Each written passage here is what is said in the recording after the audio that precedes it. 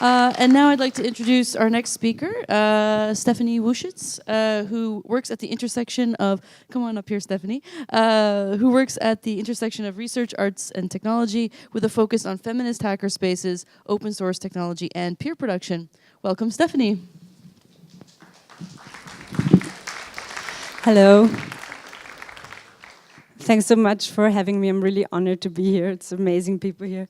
My name is Stefanie Wuschitz. I'm an artist, and I really wanted to work with a different technology with every project I made, because I always wanted the content to decide which kind of hardware I'm using. So I kind of had to start learning about open hardware, how to do hardware by myself and how to do open source technology by myself. And I also think this is the best way to come to new ideas, because you run into problems. And doing that, I found out that actually there are not so many people like me in the open hardware scene. There are not all my female friends were staying away from tech spaces, especially hacker spaces. How many of you have been in a hacker space? Wow, that's really rare that I talk to a crowd. That's been okay.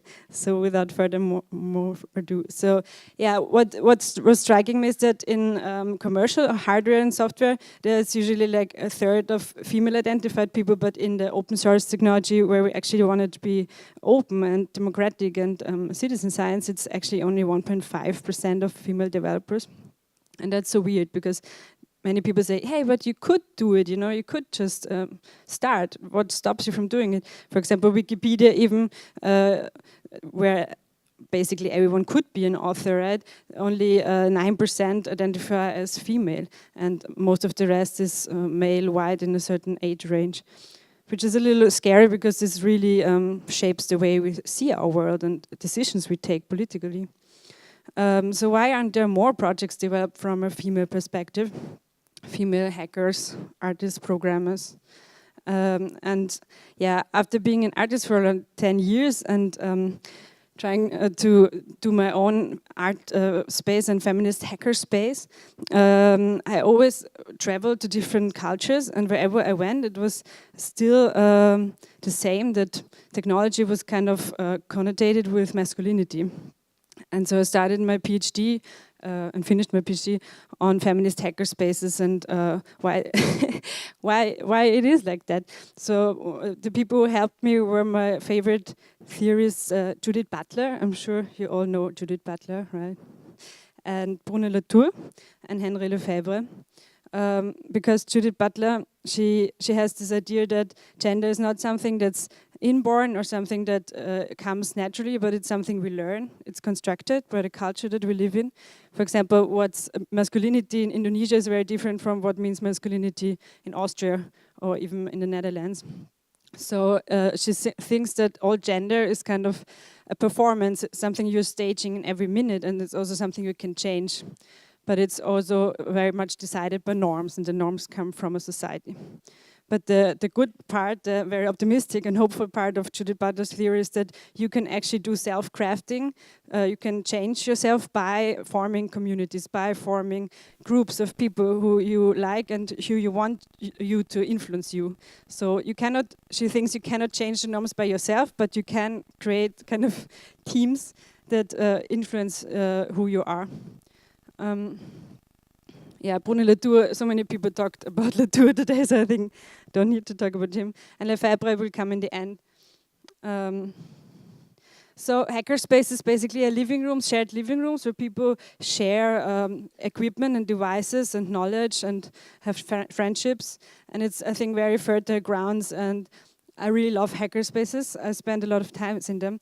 But as I said, I didn't find it a safe space, so I ran many times into conflicts with people working there, kind of not seeing me as the person that I see myself, but projecting things on myself that were stereotypical. So, for example, there's this philosophy of actocracy in hackerspaces, that you do things, you don't have to ask the whole community, you can just do things, just start things. But there are some people who have learned as children that they should not just do things, but they should ask first, or they should consider everyone else first, or be very sensitive about everyone else in the room. So it's not a democratic system that happens in hackerspaces. But if you as a person who is socialized to be shy, to be have emphasis on on other things than ectocracy, then you are excluded from the knowledge that's in these hackerspaces. So that's the usual hackerspace. You have these really cute nerds who always want to help you do the things for you. And there's usually a laser cutter and a CNC and a 3D printer. Yeah. And I got to this point, I thought, okay, what they do is actually not doing something, it's not making something, but it's generating what it means to be a kind of role, to be what it is to be masculine, what it means to be masculine. We saw them make a cover before that was shown by the critical making people. It really showed that making is also a way of learning how to be a boy, how to be a cool guy. Yeah, if you can program a rocket, yeah, or satellite. So this is all gender performance, and if you're a guy and you want to wear nail polish, you might feel strange, right, on the street. But if you go to a place where every guy has nail polish, you will feel totally okay. It will be normal. Yeah? So that's how I come back to Judith Butler. If you choose the team you're with or the people you're with, it informs the norms that you can recreate. Oh, sorry. That's kind of hard to read. So hackerspaces as production site of socio-political structures, for the German-speaking people, also translation, and open source technology as a tool to perform masculinity. So what makes people most crazy about our feminist hackerspace is that we always use the female version for all tools and hardware, because in German most hardware has a male name, like der Kondensator, and we use it as a die Kondensatorin. So we always use the female. Instead of Arduino, we say Arduina, and people really freak out. They hate that when we do that. You destroy your beautiful language. Yeah, but it really changes your mind. And there have been other people trying to fight sexism in maker culture, and they try different things. For example, one of the strategies is pink hardware. I call it pink hardware. It's, for example, the Sakura board from Japan, where they said, okay, you know, there are no female developers of open hardware. Let's do something that girls will love. It's cherry blossoms and it's pink. I mean, why girls don't love that, you know? It's totally for them, right? So, also, I mean, although this has really changed a lot, the Lilipad Arduino by Leah Buckley, but it's kind of along the same strategy of pink hardware, that you say, okay, there are no women in open hardware development, so we do something they love. It's knitting or sewing and fashion, and it's round and it's pink. So, okay, now obviously there will be more women. So this is performing gender. It's hardware that's performing gender, and I think it's really funny. And I don't think it gets us anywhere, because every time I teach these kind of microcontrollers in a workshop, people, no matter what gender performance they have, they will say, I want to use the pink one because it's easier to learn. And it's not easier to learn, but it comes with the gender performance of femininity, that people think it's more simple, it's easy, it's fun. But if you actually look at Surkurabot versus Arduino, it's much more, has much more performance, right? But that's something people never assume. So it doesn't work. You cannot make hardware feminine. I mean, it doesn't make it easier. So at our feminist hackerspace, Ms. Balthazar's laboratory really believed that there shouldn't be like this binary of gender, either you're feminine or masculine, but people should just do whatever they feel right. They should wear nail polish if they feel like it, and they should do soldering if they feel like it, because it should be detached from the social connotation. Also, we of course try to be intersectional, meaning that we try to have people from different ethical backgrounds and age backgrounds and income backgrounds. And we also try to give workshops in different environments, like in a refugee shelter or in places where people usually don't get exposed to this kind of really cool technology. Yeah, so it's feminist, but it's queer feminist and non-binary feminist. Mostly if people have no idea about hardware, we first start with taking their fear, and we can only make them kind of fearless by like acting out the fear of the breaking something by breaking it on purpose. So first of all, I bring stuff that they can just smash. And usually it's so much fun, people laugh a lot, and from that energy there's so much creativity. So destructing these gender norms also through destructing stuff. So this is our team. We are like 7 people. No one almost from Austria, but we are based in Austria. We have like 200 people who come regularly to our events, workshops and exhibitions, more and more exhibitions. We have a CNC machine and a 3D printer and all that stuff you need as a hackerspace. But I think what we are about is really more like an immaterial infrastructure to encourage each other and to smash norms of heteronormativity and really try to come up with totally new ways of individual gender performance. So I started this Feminist Hackerspace in 2009, and I thought that I invented that word, but then I found out that at the same time, so many people invented that. So I think the time was just right for this. And many people at the same time had the plan to do that. For example, there's Double Union in the US, San Francisco. There's Seattle Attic in the US, in Seattle obviously. Flux, but I think they couldn't pay the rent anymore now. And then there's Mothership Hacker Moms, that's also in the US. It's really great because they also provide a place for your children. So most women cannot come and hang out the whole night programming hackathons because they have kids at home. I also have a son at home. And they provide childcare at the same time. So the kids become hackers, the moms can hack, and everyone is really happy. Then there's XX Lab in Indonesia. They won the Ars Electronica Prize for Digital Communities last year. Then there's a really cool group in Calafu, Barcelona. They're really hardcore. They're really about trying to find out about medicine, how medicine was actually built upon experiments on slave women and how they were kind of used to get this very precious knowledge. Batch blender. And there's FemHack in Canada. They're more focusing on native Canadians and how to kind of find common ways of working together. And then there are a lot of places that I would not call feminist hackerspaces, which are places that try to get girls into technology. But I mean, I don't think it's bad, but it's basically a completely different branch because we try to really make people more autonomous and make them more fearless.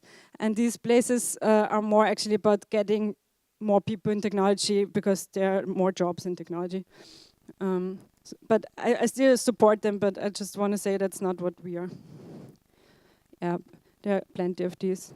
And I think what makes the feminist hackerspaces different that they all start out with a code of conduct. So we sit down and we talk about what's our door policy, who should come in, what should people be allowed to do to each other, and what do we definitely not accept in our space. So it's a lot about how do you want to be called, how do you want to be addressed, how do you want to be treated. And this is a painful process sometimes because people usually are not treated the way they want to be.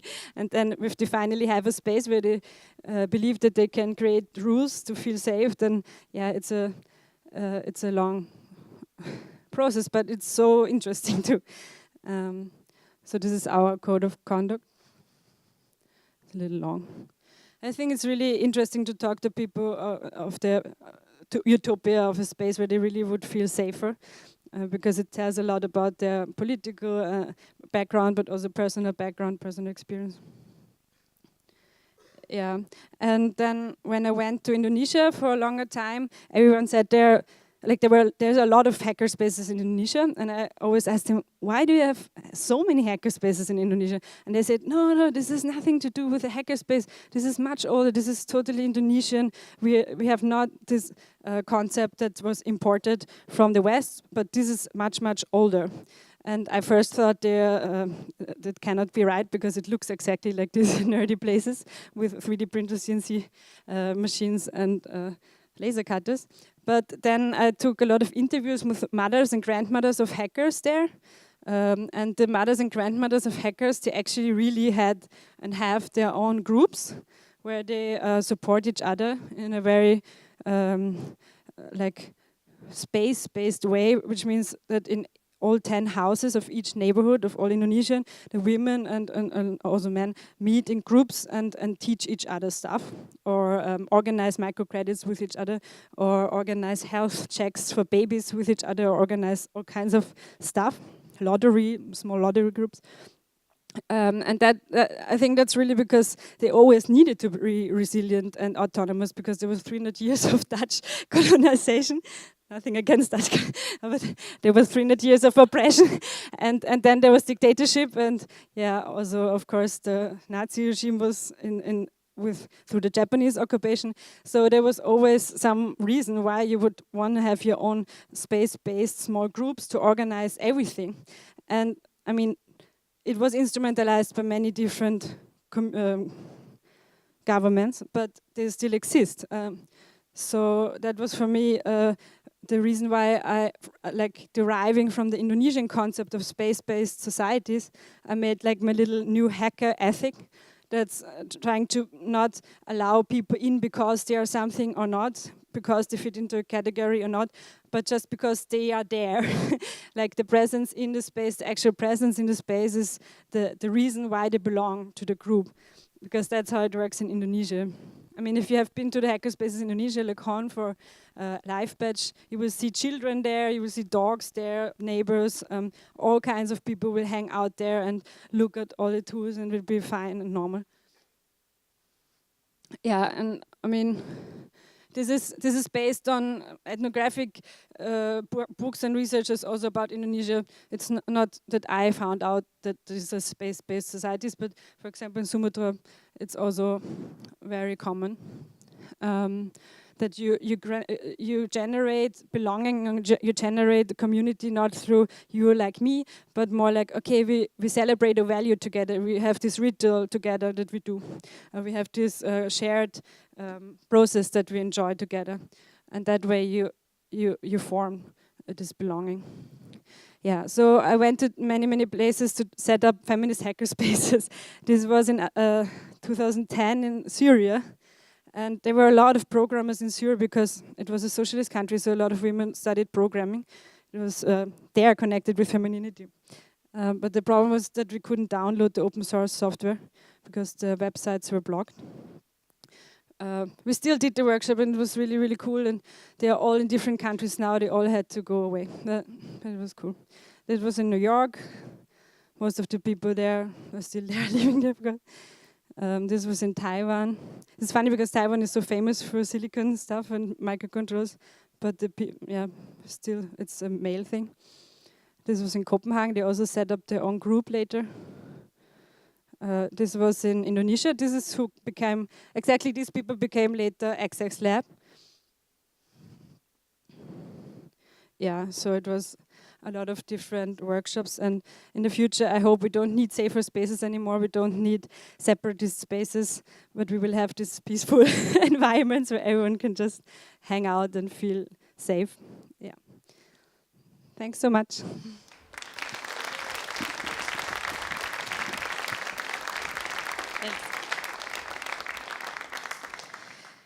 Thanks. Well, you know, it's maybe nice if we don't need safer spaces, but it's always nice to have them anyway, right?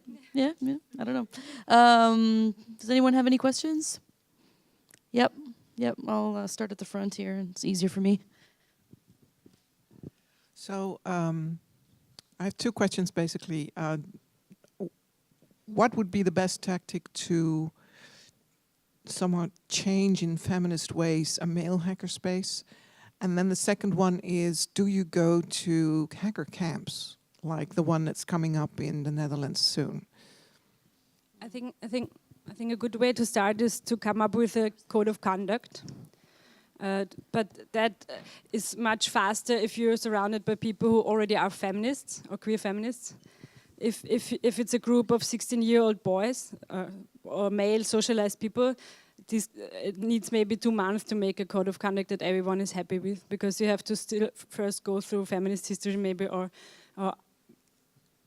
post-colonial stuff. You have to just have a value discussion, basically, ethical discussion, yeah, and then come up with rules. And I think it's possible. Just, I mean, I did it in a very male hackerspace too, where like 95% are male. It just takes a lot of time, but it's possible. It's important. It's very, very important work, because if you don't do it together as a group, then when will people have these discussions? Where? Sorry, what was the other question? Yeah, since I have a child, small child, I don't have time. Yeah. Yeah, but he's this size. I like the visualization of that. That was good. We Okay, have I will come. another question here.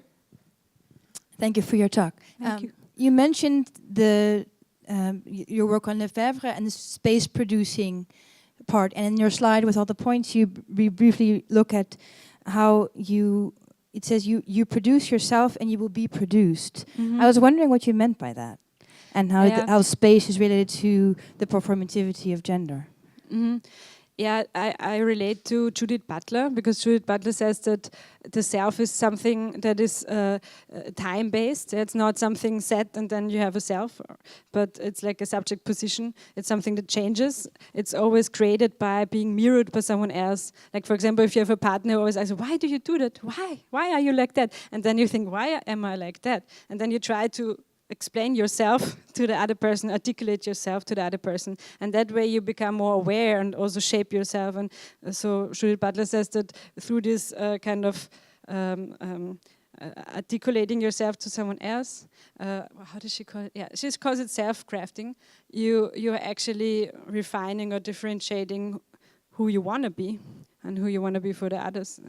And if you have a certain people around you that you choose, you want to be around these people, because with those people you know you can go through the self-crafting process, then you have a control over who you are, which norms you follow. But otherwise you're just, it's all these norms that are always around are shaping us more than we can shape ourselves.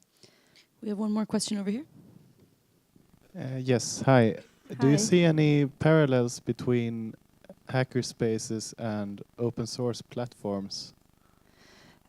Yeah, open source platforms are communities also that are around a shared thing, a commons.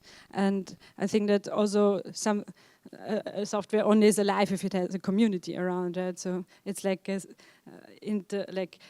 software informs the community informs the software, and both die if one of them is missing. So and also the problem is that the behavior on a mailing list or on a platform has to be kind of defined, otherwise things people drop just without saying why, because they feel offended.